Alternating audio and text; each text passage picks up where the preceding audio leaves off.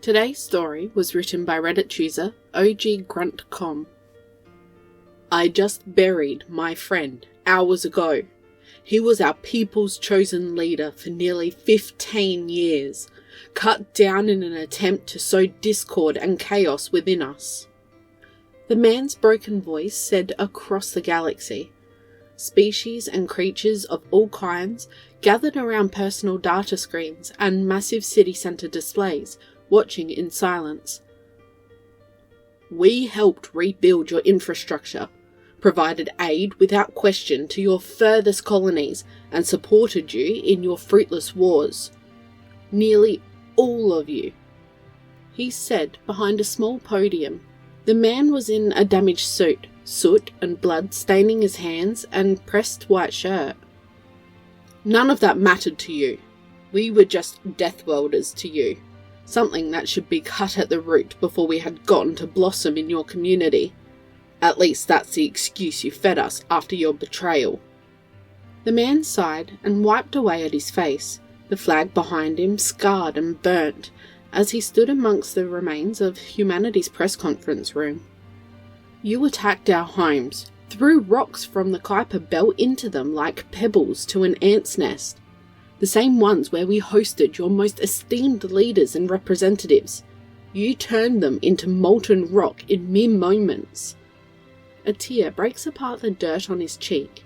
A display showed the before and after of many Terran colonies, making sure to capture the grim scenes on the ground floor. You destroyed the shipyards that repaired your ships when others waved you away, both military and merchant.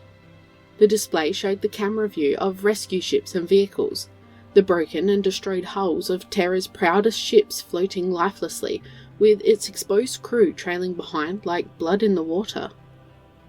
You cast fire and brimstone upon our agricultural planets, slaughtered refugees and fired upon unarmed first responders. The man's teeth began to grit, his emotion betraying his otherwise poised appearance. Massive wildfires are shown covering entire halves of green planets, smoking and embers covering the rest, choking the planet's wildlife and atmosphere. You turned your weapons upon Terran Navy vessels assigned to the same formations you constructed. You gave no warning, no chance of surrender. You cut them down. You betrayed us. You all betrayed us, you fucking rats.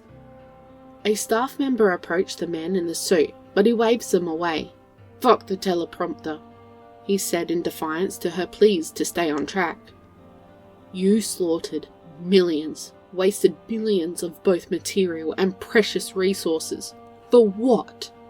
His face tightened, tears of both rage and deep sadness flowing freely. For greed? Envy? We helped you. We fought for you. The man began to untangle, his suit shifting with his drastic arm movements. The same staff member attempts to walk back up but is held back by another, the same pain showing within that member's face. He told us, he promised us that you wanted peace, that your weapons are for deterrence and protection, not oppression and servitude. The scenes displayed above cut to Earth itself, a large black indentation scene cut into the African continent. No more doubt or fake promises of peace. Humanity has learned that this is a dream we must attain for ourselves, by force. The man attempted to shift his suit back into place, poorly. What you may not know is we weren't always a species of support and welcome arms, a logistical and agricultural powerhouse, willing to bend the knee to support our fellow being. This man extended his hand out for something. We are a species that knows war. He is handed a pistol of an older period, specifically an M1911. He places it onto the small podium in front of him. We know blood-stained battlegrounds, unimaginable suffering through overwhelming violence on a scale that brought our world to the brink of collapse. The screen behind him shifted. The camera zoomed in on the highway of death, a preserved stretch of devastation, twisted vehicles and rusted tanks. The feed changed again. Now, black and white footage, a snow-covered forest, the Battle of the Bulge, American soldiers, exhausted and frozen, crouched in trenches. German artillery rained down without pause, trees snapping like toothpicks.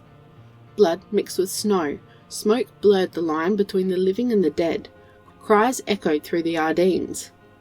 "That," the man said, pointing to the footage behind him, "is what we left behind, what we strive to avoid again. We are not a naive species. We are a hopeful species, and you took advantage of that. You ignored your historical societies, your archaeologists telling you that you were mistaken in our response."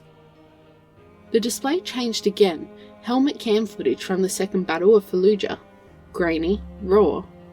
There was a tight street, completely consumed by smoke and ash. Marines stacked on a breached doorway. One throws a grenade into the threshold, and rushed in after its explosion. Gunfire erupts, deafening and close. Shadows move in upper windows, screams echoing between concrete alleys. Blood streaks down stairwells. A fire team drags a wounded man through rubble as insurgents fire from every angle. The walls are torn with bullet holes. Smoke pours from a mosque under siege. It is time for all of you to gain a new understanding of the meaning of war. The display cut back to the highway of death, seemingly splitting from beneath in a perfect cut, revealing a hidden underground facility completely filled to the brim with awaiting warships and fighter craft. It is time for all of you to understand how it feels to be forced into a corner, fighting for every inch back, knowing you will never be the same again. The ships launched, hundreds, then thousands, rising from Earth, from the moon, from every hidden hangar. For centuries we fought ourselves, perfected the art of killing our own kind. The display shifted again, showing real-time footage from the edge of the Kudatho system. Multiple warspace exits ripped through space itself. From these emerged several unregistered Terran battleships, along with their escort destroyers, scarred from old conflicts and bristling with weapons that had been hidden from galactic sensors for decades. The alien dense fleet hovering near the system's edge floated unprepared. "If you wanted war, we will bring you war." The dreadnought's main cannon charged, a ball of energy growing at its bow until it released a beam that cut through 3 crowd battle cruisers like tissue paper. The explosion illuminated the system briefly, a new star born from vengeance. "Ready your weapons, load your cannons, and charge your shields." The display split to show another system, Proxima Vega, a major trading hub. Space itself tore open as 30 smaller Terran vessels emerged, flying at full speed toward the orbital trading station where the conspiracy against Earth had been hatched. "A new age has begun, ushered by your hubris." The trading station shields flared blue, then failed completely as concentrated fire from the Terran fleet overwhelmed them. Escape pods launched in every direction as the station was ripped apart. "We are coming." A few aliens heard the boom of broken sound. Looking up from their screens, they witnessed hulls aflame, breaking apart from overwhelming firepower hitting them, with what looks to be thousands of meteors heading for the surface. "And you will know suffering." The display cut to black.